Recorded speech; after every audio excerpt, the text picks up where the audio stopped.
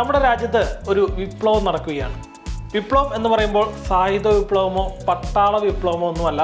ഈ വിപ്ലവം നമുക്കിടയിൽ തന്നെയുണ്ട്. നമ്മുടെ റോഡുകളിൽ നോക്കിയാൽ ഈ വിപ്ലവം നമുക്ക് വ്യക്തമായി കാണാൻ കഴിയും. അത് മറ്റൊന്നുമല്ല, ഇലക്ട്രിക് വാഹനങ്ങളുടെ വിപ്ലവമാണ്. സ്കൂട്ടറുകളുടെ കാര്യത്തിലായാലും കാറുകളുടെ കാര്യത്തിലായാലും ഇലക്ട്രിക് വിപ്ലവം വളരെ വേഗത്തിൽ രാജ്യത്ത് എല്ലായിടത്തും വ്യാപിക്കുകയാണ്. ഈ കഴിഞ്ഞ 3 വർഷത്തിനിടെയാണ് ഈ വിപ്ലവം ഇന്ത്യയിൽ ദൃശ്യമായി തുടങ്ങിയത് എന്നതാണ് വാസ്തവം. എന്തായാലും ഇലക്ട്രിക് വിപ്ലവത്തിന് പിന്നാലെ മറ്റൊരു വിപ്ലവം കൂടി വരാൻ ഇരിക്കുകയാണ് എന്നാണ് നമ്മുടെ കേന്ദ്ര റോഡ് ഗതാഗത ഹൈവേ മന്ത്രി നിതിൻ ഗഡ്കരിയുടെ വാക്കുകൾ നൽകുന്ന സൂചന. ഈ വിപ്ലവം പൂർണ്ണമായി എഥനോൾ ഇന്ധനമായി ഉപയോഗിക്കുന്ന വാഹനങ്ങളിലൂടെയാകും. വരുന്ന ഓഗസ്റ്റ് മാസത്തോടെ 100% എത്തനോളിൽ പ്രവർത്തിക്കുന്ന വാഹനം പുറത്തിറക്കാൻ കഴിയുമെന്നാണ് നിതിൻ ഗഡ്കരി അറിയിച്ചിരിക്കുന്നത്.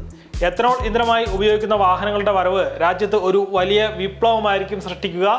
ഇന്ധനം ഇറക്കുമതി ചെയ്യുന്നതിന് പകരം ചെലവ് കുറഞ്ഞതും മലിനീകരണ മുക്തവുമായ ഗതാഗത സംവിധാനമാണ് എത്തനോളിലൂടെ സാധ്യമാകുന്നത്.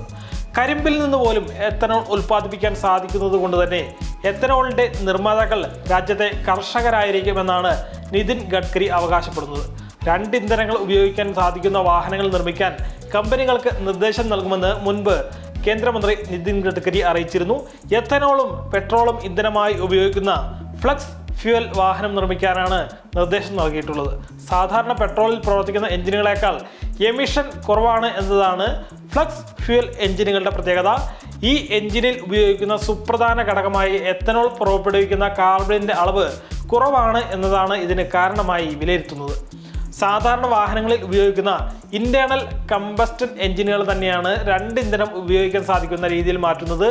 ഫ്ലക്സ് ഫ്യൂവലിൽ പ്രവർത്തിക്കുന്ന വാഹനങ്ങൾ നിർമ്മിക്കുന്നത് സംബന്ധിച്ച് കൃത്യമായ വിവരങ്ങൾ നൽകാനും മന്ത്രി കമ്പനികളോട് നേരത്തെ ആവശ്യപ്പെട്ടിരുന്നു.